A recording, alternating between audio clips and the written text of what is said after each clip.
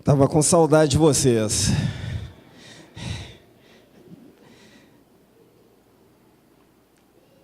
Você que está visitando, se sinta bem em nosso meio. Algumas perguntinhas.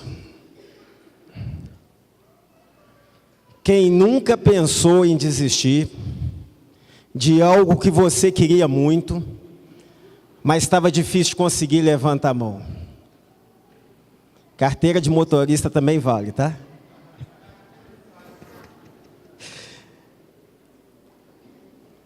Quem se sente sem força para continuar a caminhada dessa vida?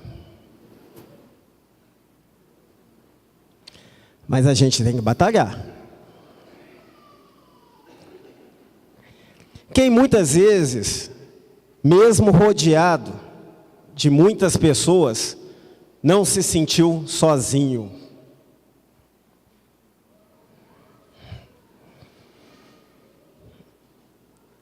Quem já se perguntou para Deus por quê?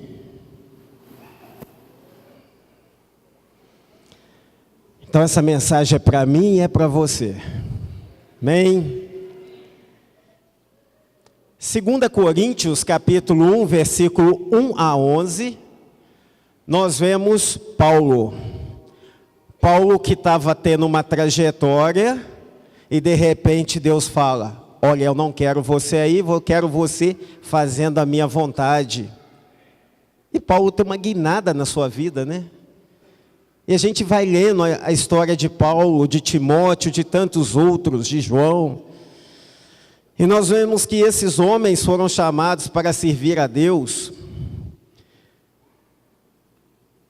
E a gente começa a ver Paulo já no primeiro versículo do capítulo 1, versículo 1. Apóstolo de Jesus Cristo pela vontade de Deus.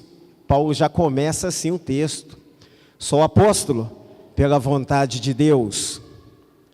E ele dá graça e paz a Jesus Cristo. E fala, bendito ou louvado seja Deus e Pai do nosso Senhor Jesus, Pai das misericórdias, que é piedade e compaixão, e Deus de toda consolação. E nós vamos começar a olhar a carta de Paulo, e nós vamos ver que a vida cristã, ela é dinâmica, ela não é uma vida estática.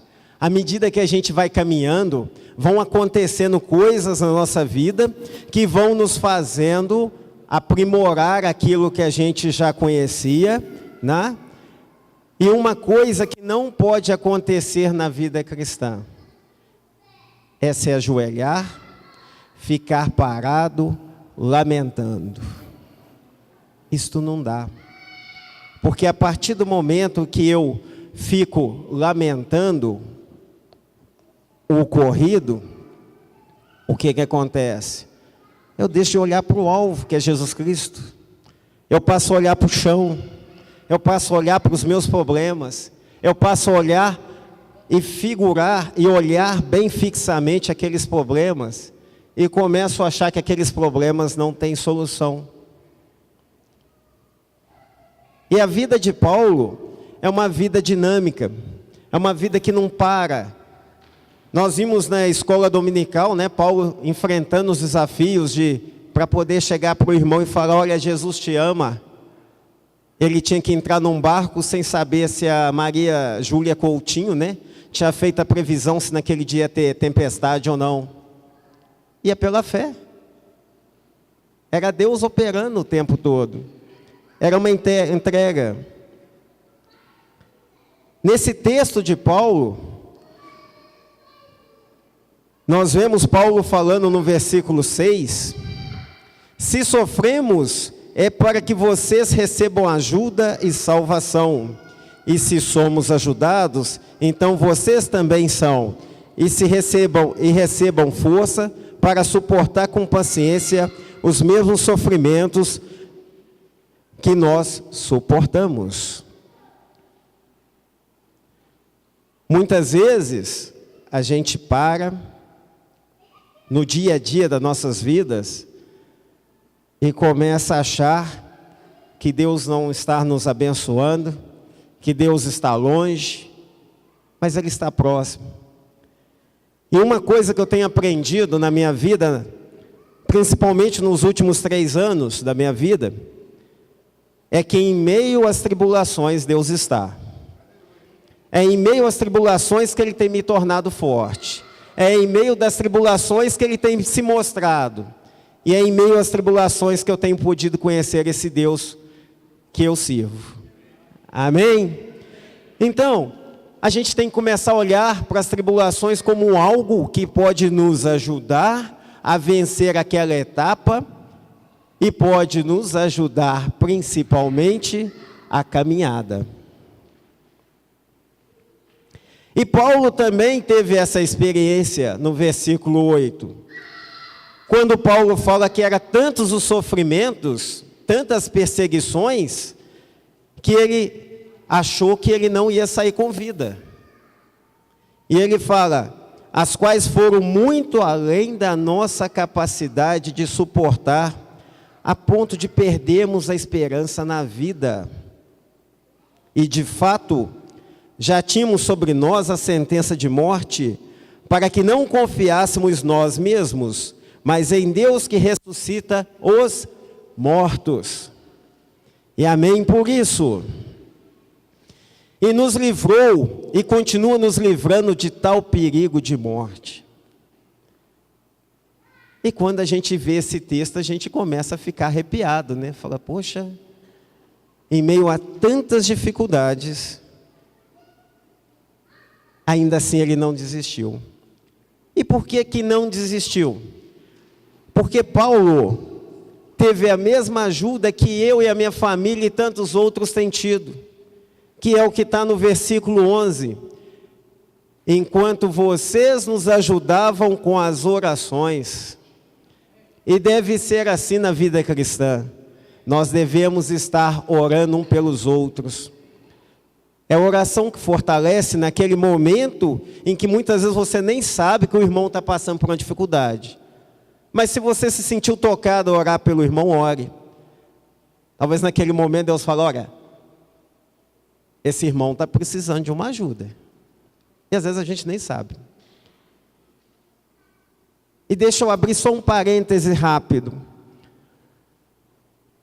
Há um mês atrás, o Rômulo ligou para a Marisa, minha esposa, porque ele não estava conseguindo falar comigo, para saber se eu podia pregar, se eu já estava pronto para voltar para pregar. E a Marisa falou, não, ele vai voltar. Não importa o que vai acontecer, ele vai voltar. E eu não sabia o tema, eu fui saber o tema muito tempo depois. E eu falei, olha, eu não sei porquê, Deus colocou esse tema, mas eu estou aprendendo com ele, então vamos lá, vamos aprender. E Deus cooperou para que tudo ocorresse, para que eu estivesse aqui hoje. É assim que Deus faz na nossa vida. Não sabemos porquê, mas Ele nos usa. Vamos olhar algumas situações que poderiam nos fazer desistir. Mateus 10, 22. Abra sua Bíblia aí, Mateus 10, 22. Quando você se torna cristão, e por que eu perguntei que às vezes você está rodeado de pessoas e se sente sozinho? Porque muitas vezes as pessoas que estão do seu lado não vão querer que você se torne cristão. E Mateus 10, 22 diz, pode ser que pelo fato de ser cristão, todos os odiarão por minha causa, mas aquele que perseverar até o fim será salvo. Amém? Então daí um motivo para não desistir. Aquele que perseverar será salvo. Pode ser também, pelo que está escrito em 2 Coríntios, capítulo 12, versículos 7 a 10. 2 Coríntios, capítulo 12, versículos 7 a 10. 2 Coríntios 12, 7 a 10. Acharam? Amém? O que diz aí? Diz que talvez você tenha pedido para Deus algo que Deus não atendeu. E talvez a gente se sinta como aquele menino, né, que pede a bicicleta para o pai e o pai não dá.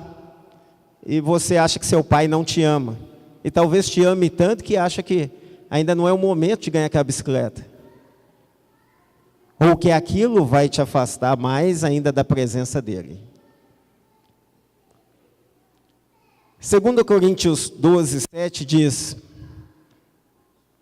para impedir que eu me exaltasse por causa da grandeza dessas revelações, foi-me dado um espinho na carne, um mensageiro de Satanás para me atormentar. 3 vezes roguei ao Senhor que tirasse de mim. Isso é Paulo falando. Mas diz o versículo 9, mas ele disse: a minha graça é suficiente para você, pois o meu poder se aperfeiçoa na fraqueza. Portanto, eu, diz Paulo, me gloriarei ainda mais alegremente em minhas fraquezas, para que o poder de Cristo repouse em mim. Por isso, por amor de Cristo, regozijo nas fraquezas, nos insultos, nas necessidades, nas perseguições e na angústia, pois quando sou fraco é que sou forte. Amém? Talvez você está pedindo a Deus para que tire um espinho da sua carne. Talvez você está pedindo a Deus para que tire uma situação da sua vida. Mas Deus fala: não, a minha graça te basta. Você acha que muitas vezes eu não me questionei por que a minha mãe está em cima de uma cama? Muitas vezes eu questionei. Não é tão simples assim. E não é tão fácil quando a pessoa está consciente e tem consciência daquilo. Você vê o sofrimento no olho de uma pessoa, não é fácil. E se eu pudesse, eu dava minhas pernas para que minha mãe andasse. Mas não é possível. Mas em meio às lutas, eu também tenho aprendido muito.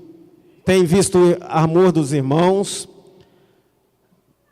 Tenho presenciado uma mudança na minha vida e na vida dos meus filhos e na vida da minha família. O meu irmão voltou para a igreja. Não sei por que Deus age assim, mas Ele age. Ele tem um propósito, por mais que não entendamos. Mas é assim que funciona. Não se sinta desamparado, não se sinta sozinho em meio às dificuldades, porque Ele tem um propósito. E é nesse momento que a gente precisa se tornar forte. É quando estou fraco que eu me torno forte. Quando? Quando eu estou em Jesus Cristo. Se eu virar as costas e sair, eu continuo fraco. Mas se eu viro e falo: Jesus, você é minha força, minha fortaleza. Amém. É nesse momento que Ele me torna forte e me faz caminhar. E eu espero que na sua vida, Jesus esteja agindo dessa forma. Esteja agindo de forma a torná-lo cada vez mais forte. Não olhe para os problemas, olhe para Jesus Cristo. É assim que tem que ser.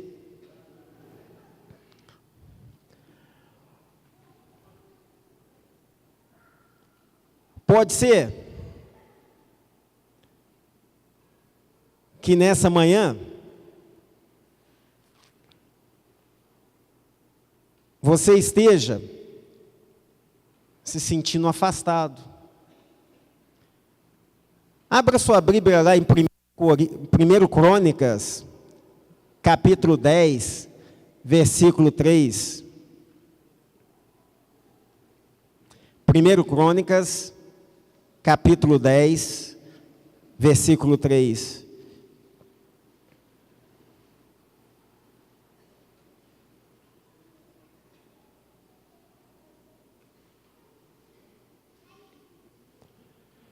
Diz a história aí de Saul, um rei.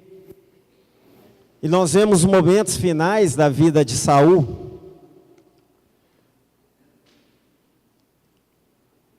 E pode ser que nessa manhã você está aqui na igreja, mas o seu coração e a sua mente não. Talvez você esteja se matando espiritualmente e matando os que estão próximos a você. E por que eu peguei o texto de Saul? Porque Saul, num dado momento, ele vira as costas para Deus, para a vontade de Deus. E no momento do combate que ele se sentia ali, ele é alvejado, ele não morre. E diz o versículo 3, o combate foi se tornando cada vez mais violento em torno de Saul, até que os flecheiros o alcançaram e feriram gravemente. Então Saul ordenou ao seu escudeiro, tire a sua espada e mate-me com ela, senão sofrerei a vergonha de cair na mão dos incircuncisos. Mas o escudeiro estava apavorado e não quis fazê-lo. Saul então apanhou sua própria espada e se jogou sobre ela. Quando o escudeiro viu que Saul estava morto, jogou-se também sobre a sua espada e morreu. E dessa maneira, Saul, seus 3 filhos morreram, e assim toda a descendência real. Imagina que cena. Saul ferido, pede ao seu escudeiro para matá-lo. Ele fala, não, que isso? Saul se atira sobre a espada, porque ele queria, o texto fala, ele morria de vergonha. Ele não queria passar pela vergonha de ser morto pelos inimigos. Então preferiu tirar a sua própria vida. E o seu escudeiro, vendo aquilo, fiel que era ao seu rei, faz o quê? Se lança também sobre a espada.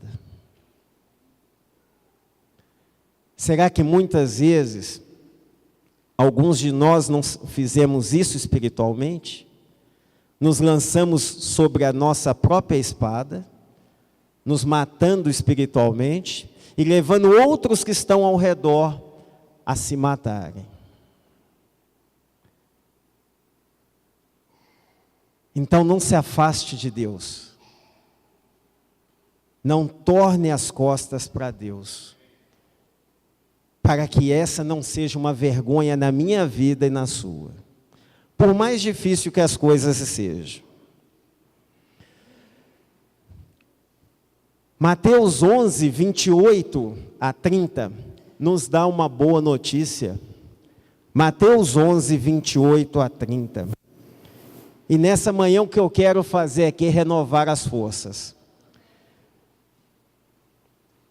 Em Mateus 28, 11 a 30 diz, venham a mim todos que estão cansados, sobrecarregados, e eu lhes darei descanso.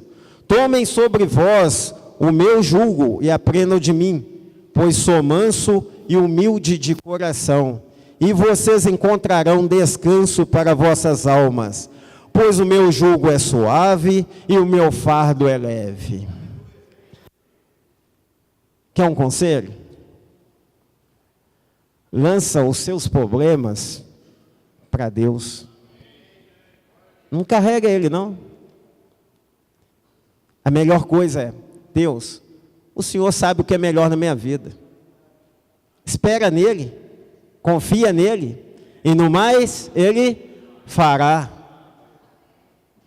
Deus não é um Deus mentiroso, ele faz.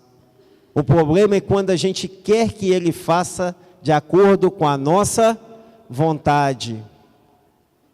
E aí, às vezes, a gente não tem essa paz. Mas a partir do momento que eu pego e lanço as minhas dificuldades diante do altar de Deus, o que ele faz? Ele responde no seu tempo. Então a gente só tem que fazer o quê? Descansar na presença dele. No mais ele fará.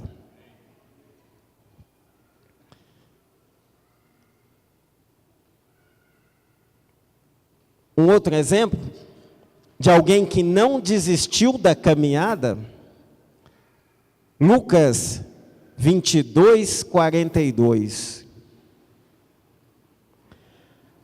Esse é o maior exemplo que temos de alguém que não desiste da caminhada porque tinha um alvo.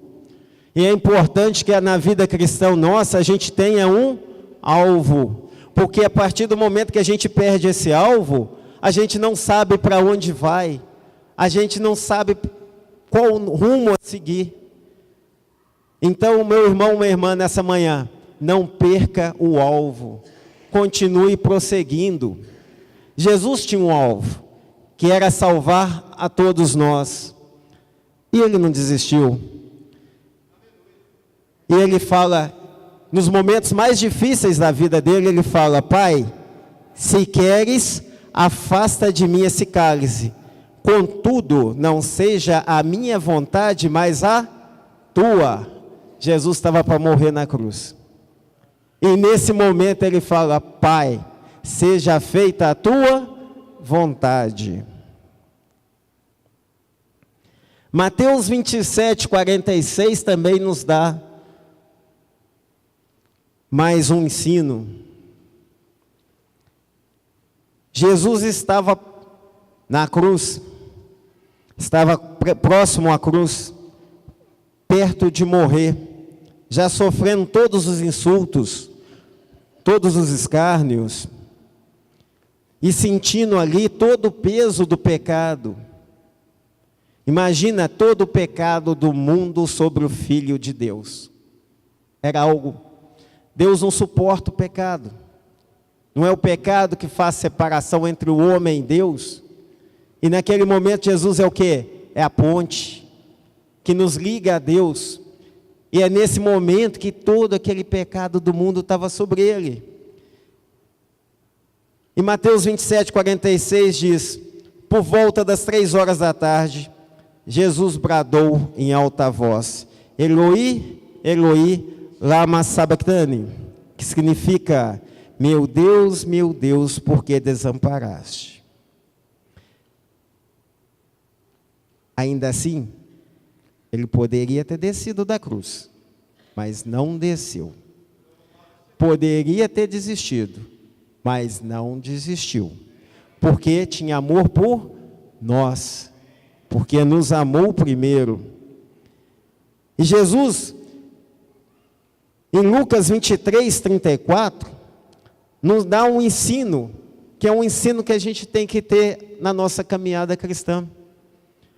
Lucas 23, 34, Jesus estava lá, passando por todas as dificuldades, e ele fala: Pai, perdoa-lhes, porque não sabem o que fazem. E o texto continua: então eles dividiram as roupas dele e tiravam sortes. Talvez nós tenhamos motivos até para nos sentirmos maltratados, ultrajados, situações que requerem perdão, mas a gente se sente tão machucado que não quer perdoar.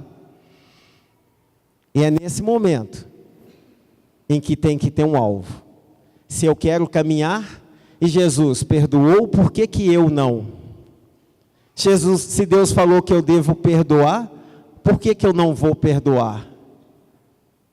Por que eu vou continuar carregando esse peso sobre mim? Porque é peso. O não perdoar é peso.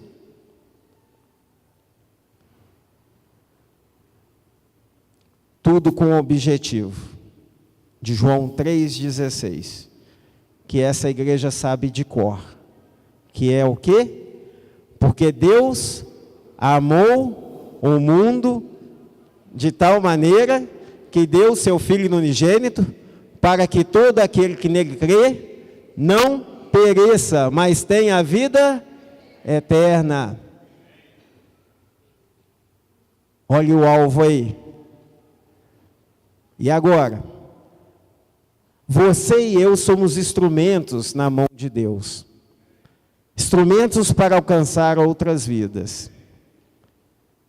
E nesse momento a igreja tem duas opções: se ajoelhar e lamentar, ou continuar caminhando. Qual que vai ser? Qual vai ser a escolha? Eu não sei dos problemas que você está vivendo,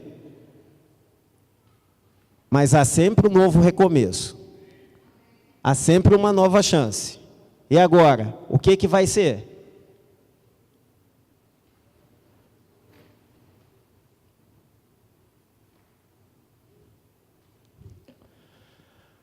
Não fui eu que ordenei a você, seja forte e corajoso, não se apavore nem desanime, pois o Senhor, o seu Deus, está com você por onde você andar. Josué 1:9.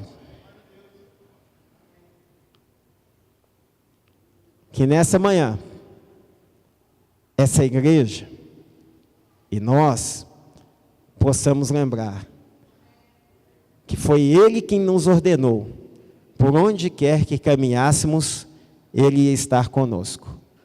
Amém? Se você tem um pedido de oração, se você sente que esse é o momento de transformar a sua vida, se você sente que esse é o momento de se reconciliar com Deus, se você quer voltar a Deus, se você tem uma dificuldade qualquer, que quer que a igreja ore por você, ou se simplesmente você também quer agradecer, né? Porque a gente muitas vezes pede, mas esquece de agradecer. Esse é o momento. Vem aqui à frente, que os presbíteros vão orar por vocês, né? E que Deus seja louvado. Amém?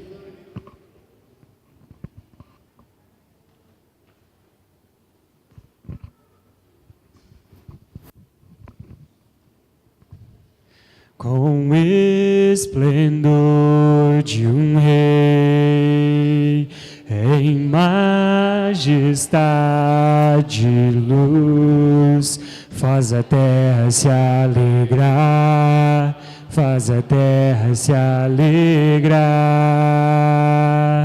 Ele é a própria luz, e as trevas vão fugir, tremer com sua voz, tremer com sua voz. Quão grande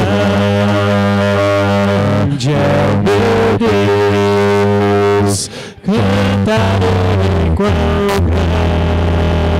grande é o meu Deus, e todos hão de ver quão grande é o meu Deus. Por gerações Ele é, o tempo está em tuas mãos, o começo e o fim, o começo e o fim. Desse forma em um, Filho, Espírito e Pai, Cordeiro e Leão, Cordeiro e Leão. Quão grande é o meu Deus, cantarei quão grande é o meu Deus, e todos hão de ver quão grande é o meu Deus, quão grande é o meu Deus, cantarei quão grande é o meu Deus, e todos hão de ver quão grande é o meu Deus.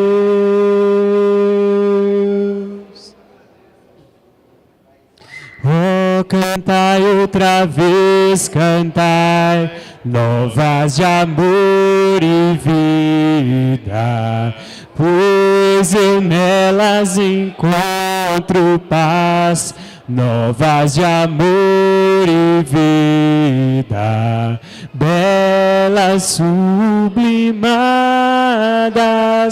puras e inspiradas.